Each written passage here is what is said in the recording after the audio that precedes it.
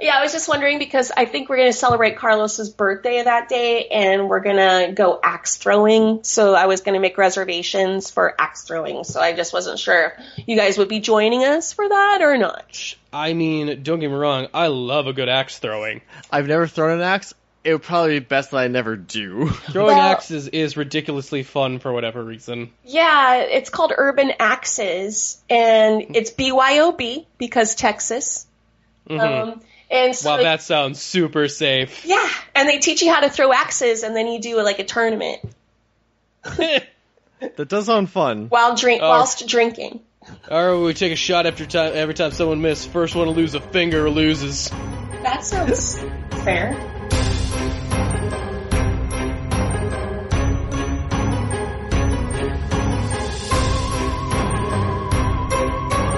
And welcome to Pod Against Evil. Oh, interim edition, guys, as we are waiting for season 3. So we're just shitting around now, huh? We are just screwing around, but yet there's still Stand Against Evil to be talked about.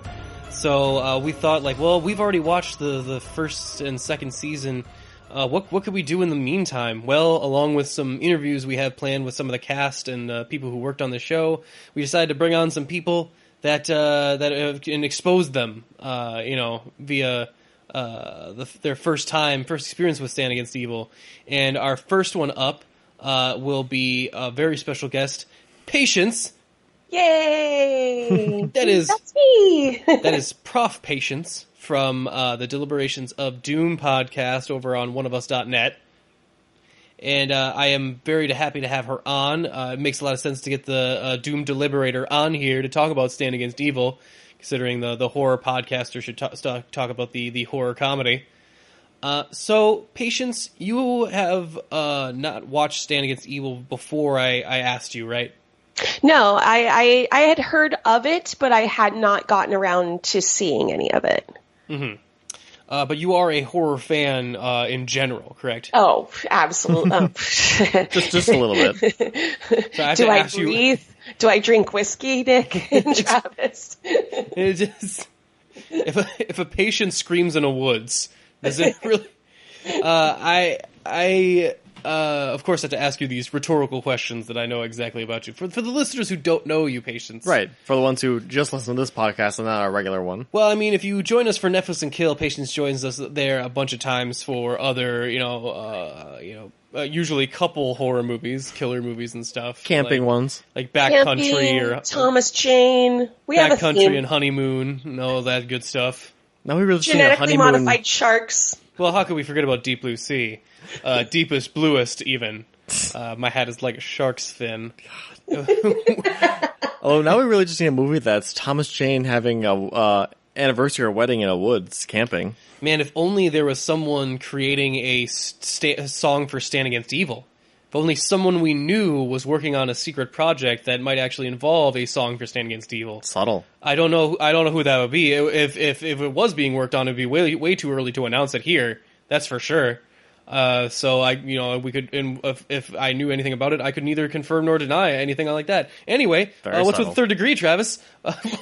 Feel like on trial here. But anyway, so Patience, I asked if you would like to help us out with this podcast, and I said all you had to do was watch 1 or 2 episodes, maybe 3, to get a real feel for the show.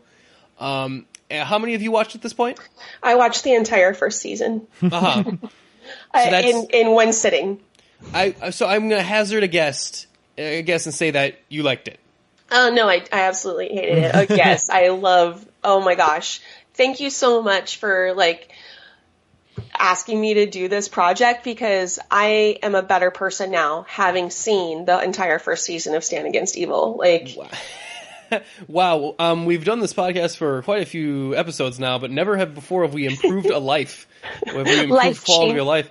So that's great. That basically is our goal now, is that, hey, have you heard this obscure show? No? Watch it! Just watch it! There's 2 versions of you. The version that hasn't seen Stand Against Evil and the version that has. And trust me when I say this, the latter version is just a better version. They are just a strictly better person than you are. You're not meeting your true potential unless you watch Stand Against Evil. So Patience, just ballpark it for me. Describe for me your experience watching the show and how it washed over you in general. We'll keep it to season 1 specifically. Okay.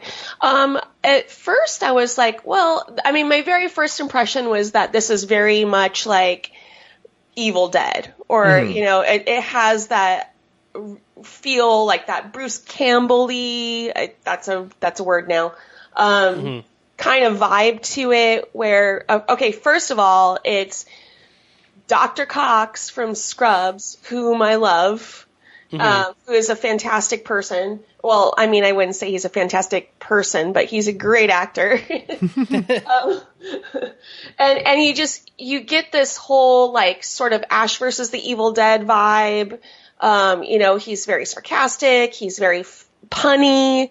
He's, you know, kind of like always ends up saving the day, even though he's very, you know, sardonic about the whole entire thing. And then you kind of, after a while, you get, to comparatively, you get this Reaper vibe to it. I don't know if you guys are fans of the show Reaper. Are you fucking kidding me? Of course, Nick's a fan of that show. Are you joking me right now, Patience? Reaper is one of the best, one of the most depressingly canceled too soon shows ever. Thank you. There's like Firefly and Reaper, as far as I'm concerned. Tyler Labine got first start there. I love Reaper so much. How many seasons does that have? Just 2. 2. Okay, that's unfortunate. Just asking for a friend. But One, then Les could do it. Yep. As Stan moves on, you get this more kind of Reaper because they're like, they have, like, you know, each episode is sort of like a mission where they're taking out this, you know, an evil witch, but there's like this evil witch overlord who they have to, you know, like the final boss fight, I guess. Literally, I think that's the name of the last episode in season 1 is like Final Boss or something like that. It's just a fun show where there's an overarching theme, but each episode rests on its own as well. Like, you don't have to watch the whole thing, but you're gonna want to. Like, if you haven't seen it, you're gonna want to see it. You're gonna want to see every episode. Like, I just sat there just like, okay, no, I really need to do this now. But then it's like, okay, just 20 more minutes, you know, just 22 more minutes for the next episode. And then next thing you know, you watch the whole entire season and then you're sad. I mean, this one kind of tricks you too, because we've gotten so used to like 45-minute long shows. This one's like, oh, it's over already? Let's put another one. It's fine.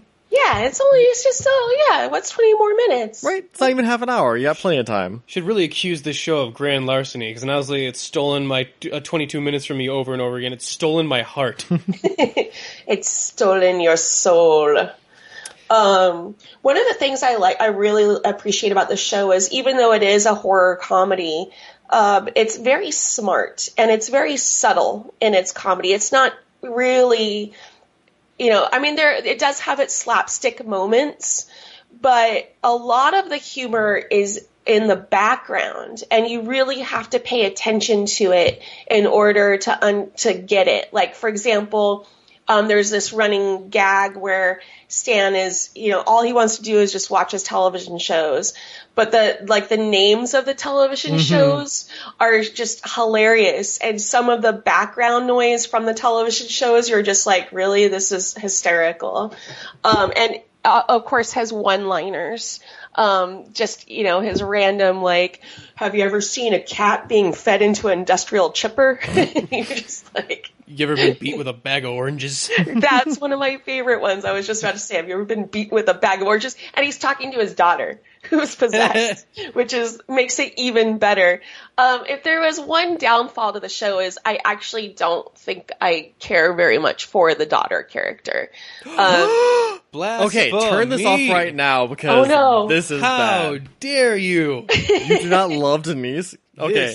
I don't We have to find somewhere else to stay in Austin now. We cannot stay with her. Wow. Oh, man, that's a in real a blow. hotel room, guys. You know, I can say this honestly, Patience. I regret bringing you on. This was a mistake. No. This is obviously a mistake. We are worse people now because of you. This is not. I'm sorry. What did not strike a chord with you with Denise in particular? I mean, first of all, she's like in her 30s. I find her character a little, I don't know. She acts like a 5-year-old even though she's in her 30s? Yeah. Okay, I've just described the premise of the joke to you, so I guess that's the whole thing. Like that's why joke is. That's why you like her. I just didn't. I don't know. I mean, maybe. Well, I like her because I'm a millennial that's constantly feels at odds and very nervous about interacting and adulting in the real world, and I feel like Denise is my spirit guide. But also, she has problems with owls, and it's hilarious. You know, I can tell you she's no Drinkwater, so there's that. You don't find her voice to be like annoying. Now, be careful, Patience, because we have had people from the show listen in. So, I would instruct you to tread lightly when talking about the lovely and perfect Deborah Baker Jr. I'm not sure if we're threatening her or sucking up to other people now. Oh my gosh. I mean, little column A, little column B. I mean, we can multitask. Can we now? I'll say. What did you think of? You already said you love John C. McGinley in the role. Yeah, obviously, absolutely. I mean, you have a heart, so who couldn't? A small, tiny black one, but yes, it's there. Have you? How did you feel about Janet as Evie, Janet Varney?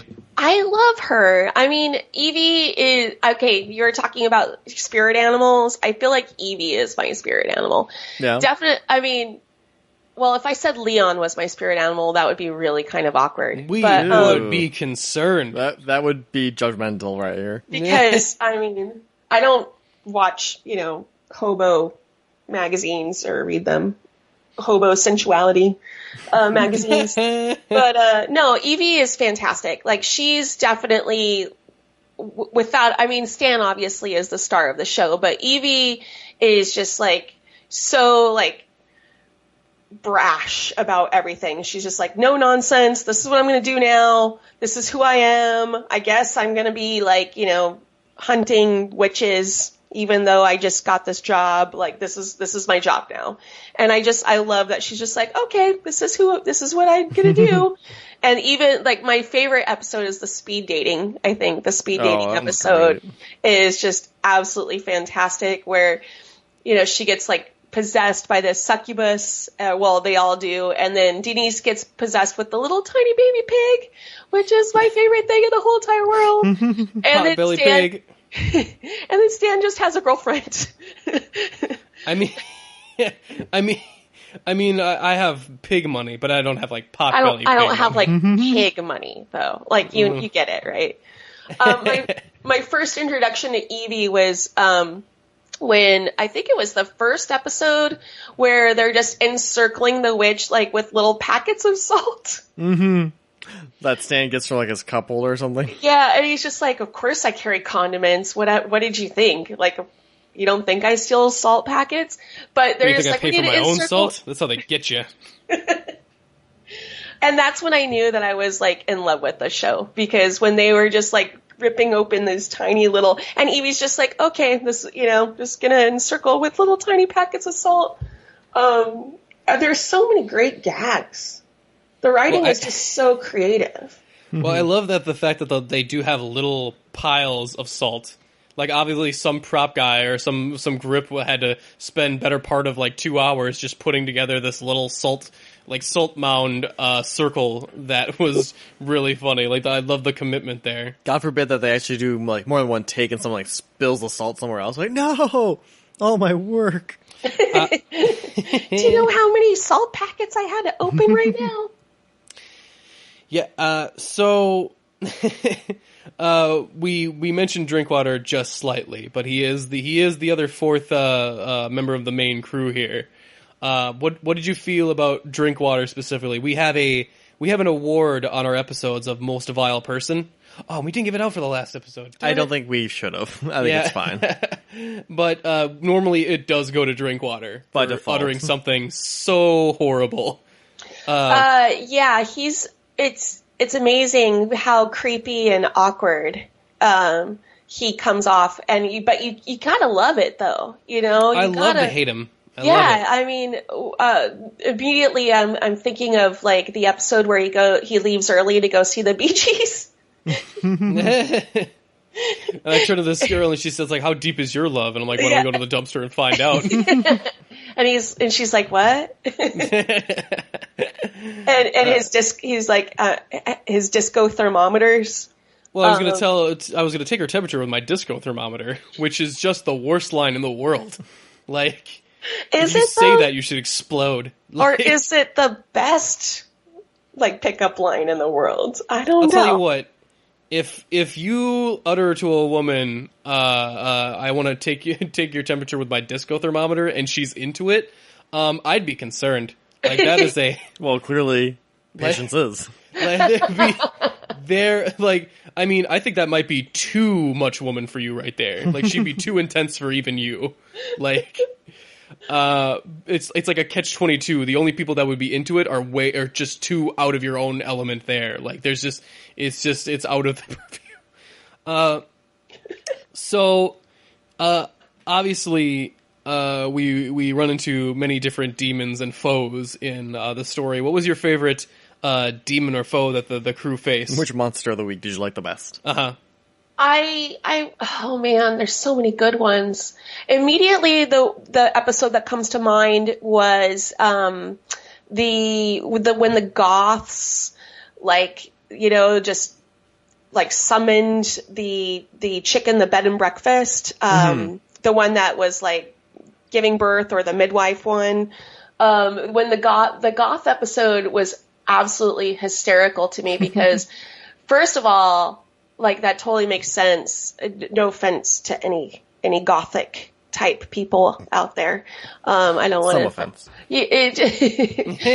I think Travis wears like insane clown posse makeup to bed. But you know how long it takes to put it on in the morning? I don't have time. I have to sleep with it on. The dry cleaning bill around here is out of control. And she's just like, I should have known better than to get involved with any witches. He's not my boyfriend. Yeah. I really don't have a dog in this fight. That's actually my favorite Denise episode because she's like duct taped in the car. Oh. Wow. And, no. I mean, it's funny. Nothing against Denise's character. But the fact that she was duct taped and couldn't speak, so you liked it better, huh? I see how it is. She's just like sitting in the car while they're like fighting these demons, listening to like elevator music, and she's like blue blue blue. I liked her in that episode. Mm-hmm. What would you say is your favorite episode overall then that you enjoy the most? Oh, man, that's like hard to choose. I liked the one where they were in the number 4 Bobby Orr. Yeah, the Ouija board. That one is so good. Yeah, that one. Though is it Ouija? I think it's called Ouija. But I also want to say the one with her in the time loop. The finale. Yeah, the Groundhog's Day episode. Yeah. That one's so good too, but oh man, when the Bobby Orr episode is so it's like choosing. It's like Sophie's Choice right now, guys. You guys are killing me. Well, we will kill one episode and never have no one ever watch it again when you choose. So that is choose wisely. That is the situation we put you in. Then I'm gonna say ask this for this responsibility, but that's where we're at. Okay, then I'm going to say the final because it ends on such a dark note. No one should watch that episode. That's my personal favorite too, is the finale, the Groundhog's Day episode. So what would you, looking forward into the future, what do you think season 2 might have in store for you, since we know what happens? Right. What do you think is going to be happening? Well, I hope it's more of the same. I mean, obviously, they're not going to kill Evie. At least they better not. But I assume that Stan's going to rescue her in some fantastic way and in a very like pessimistic way, bitching the whole entire time about it. Hopefully. She's like Notre Dame right now. Yeah. How do you know? I'm just gonna guess. I do have a Ouija board in front of me. Oh, that helps. Literally. But I'm hoping for more of the same. Like, I hope they don't, like, go down the path of what a lot of shows I think they make the mistake of doing, is that they get too personal. Where they start, you know, like, every episode is, like, about, like, the person's personal life, or, you know, that kind of stuff. I hope they do more like bottle episodes, which is what I feel like the first season does so well, is each episode has its own, you know, beginning, middle, finish. There isn't a lot of, like, there is an overarching theme, but it's not, you know, shoved down your throat. And I hope they keep that up. I like to see more witches, for sure. Like, I want to see more, like, little witches dying every single time. With spots and girts of blood. Yeah. Basically death, blood, violence, without a doubt. And so I'm very excited. I think I'm going to go ahead and just, like, pull the trigger and buy season 2, because now this is my life. And it's all your faults. Hey, that's fine, because that would mean that if we would continue on for season 3, you could be on for a few episodes of that. Yay! Which I was just reading, because I do my research. I was just reading that they're going to San Diego Comic-Con and going to do, like, a little preview of season 3, correct? Oh, yeah. They're going to be doing that this weekend, actually. I'm so excited. And I'm excited, too, because last time they did a preview, they actually dropped a whole episode early. What? Which was the great, and you this might influence your decision. What if I were to tell you the title of the episode, and we'll see if that makes you want to go out and buy... Is it called Patience? No, it's not, almost as good. It's called Curse of the Were-Pony. Oh my gosh, you were telling me, because you were like, this is, like, the Were-Pony is, like, my favorite episode, and I assume that's in season 2. And I, like, we've discussed the Were-Pony a wee bit, especially when we were doing the werewolves episode of Deliberations of Doom, and now I'm like, I think I need this in my life more than anything. You definitely need the Were-Pony episode in your life. Yeah, everyone could use the Were-Pony episode, and I think you might be able to still find it online for free on their Facebook page. Is it a mini horse? It's Curse of the Were-Pony. It's a pony that is were in variety. That's just, I mean, you're asking me to explain just the science of it. I can't explain something this awesome to you and have it, like, really register. You just have to experience for yourself. I'm, like, so excited right now. The pony needs blood. Yes. Oh my goodness! Not unlike little tiny pigs. Or goats. See, okay, I take back everything I said about Denise, because she has the best pets. It's true. You're gonna come home with me, little goat. I know that. I love that little baby goat, and then the baby pig, and okay, I take back everything I said. Oh, they're always nice little goats until they start coming around. Then they change. Like, I think the metaphor is breaking down on you, Stan. We're under siege, like in Zulu. Which is great, because I'm like, Zulu? Like, I barely know that reference. It's really good. But also in season 2, I think the episode right after Were-Pony is guest stars Jeffrey Combs, the Reanimator himself. No way. I was just watching the Reanimator on Joe Bob Briggs' Last Drive-In. Oh yeah, I saw you live tweeting that. Yeah, well, I had to take a break to watch Stan Against Evil. And I wasn't sad. Choice. I mean, at first I was sad about it, but then I was like, oh shit, I just watched the whole entire first season. I guess I have to go back and watch Joe Bob Briggs again. Yeah. Reanimator. My first boobs. It's great. Was it? Well, mine when we watched it on HBO, and then we got the naughty channels finally. Oh, okay. I was like, I feel like you're too young to have your first boobs be Reanimator. Well, we didn't have quite easy access to the internet yet. Yeah. So what we had was pay channels that you had to kind of like scramble unless it was a free weekend. It was just scramble to try and look for what might look like a boob. And then it was like all like, fuzzy. It wasn't even, he couldn't quite get the picture I'm to glad turn that out. Patience knows exactly my search for boobs. Well- Like it seems like she related to him immediately. Was like, oh yeah, I know all about that struggle. Yeah, I'm a human.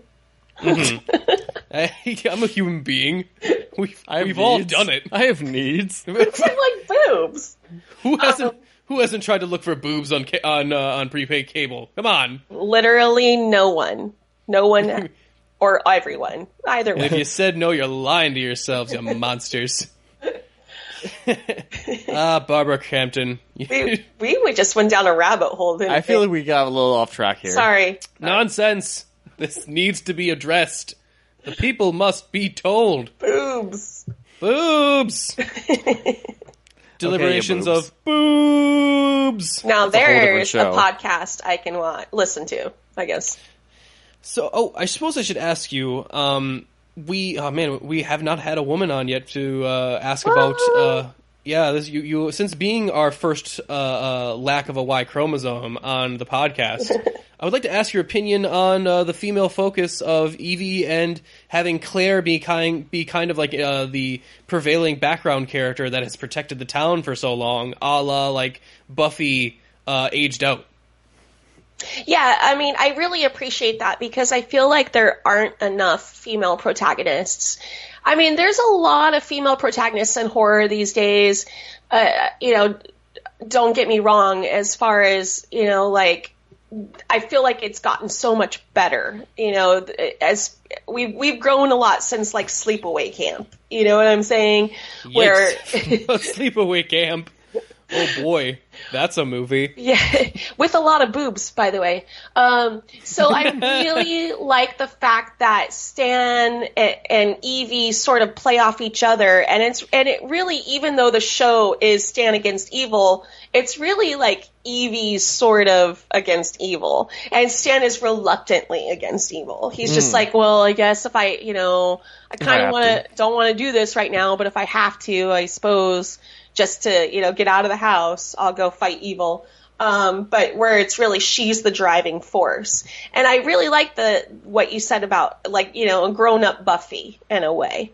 And it is very much, the show is very much like that. Like, if Buffy were, a witch slayer, as opposed to a vampire slayer, 20 years in the future, this is definitely the show that you would get. And I really appreciate that a lot. Yeah. Well, how do you feel about the fact that, because we kind of have a running joke on the show about the fact that Evie gets captured so many times. I know, and it doesn't make her seem weak like you would normally expect, as far as like even the very first episode she gets, almost burned at the stake. Mm-hmm. And at the very last episode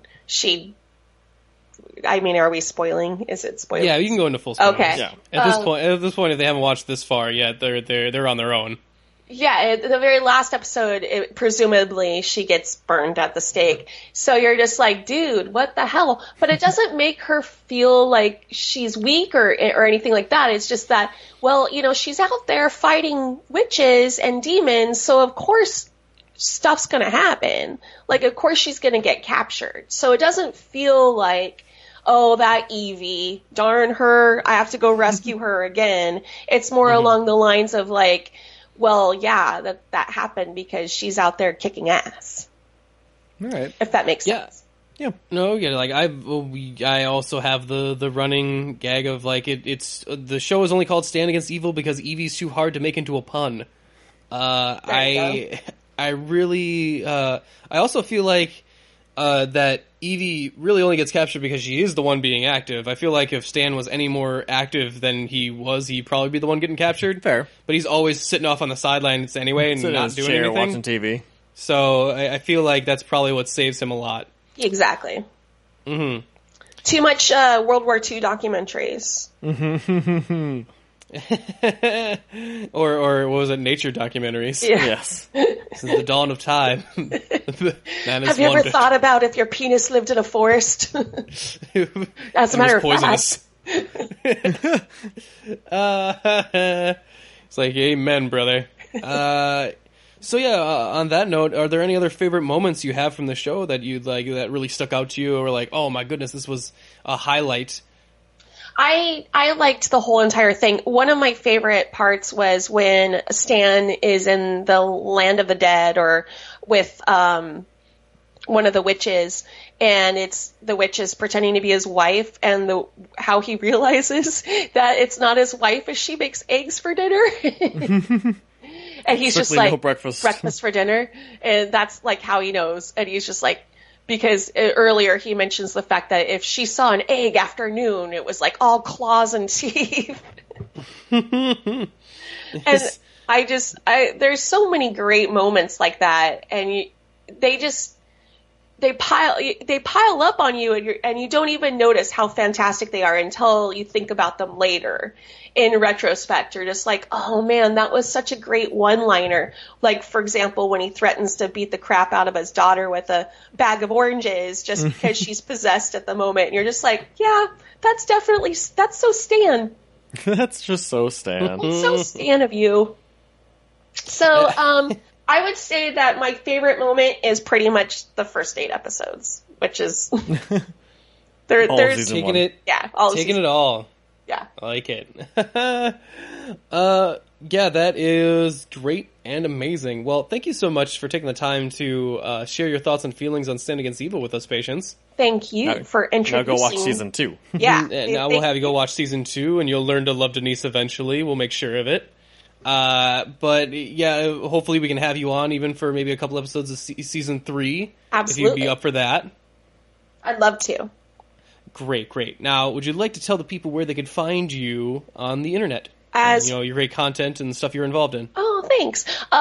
You can find me on the Deliberations of Doom podcast on oneofus.net, and you can find me on all of the social medias, prof.patience on Instagram, Twitter, and Facebook. That is great. And if you'd like to, of course, follow the show with us, you can always subscribe to us on iTunes for Pod Against Evil. Give us a 5-star review while you're there. It really helps out the show, helps us with that algorithm. If you would like to follow us on our Twitter or Facebook, the Twitter is at Pod Against Evil, and the Facebook page is Pod Against Evil. Pretty simple. So you're saying it's Pod Against Evil? It's probably Pod Against Evil. Yes. We're at it.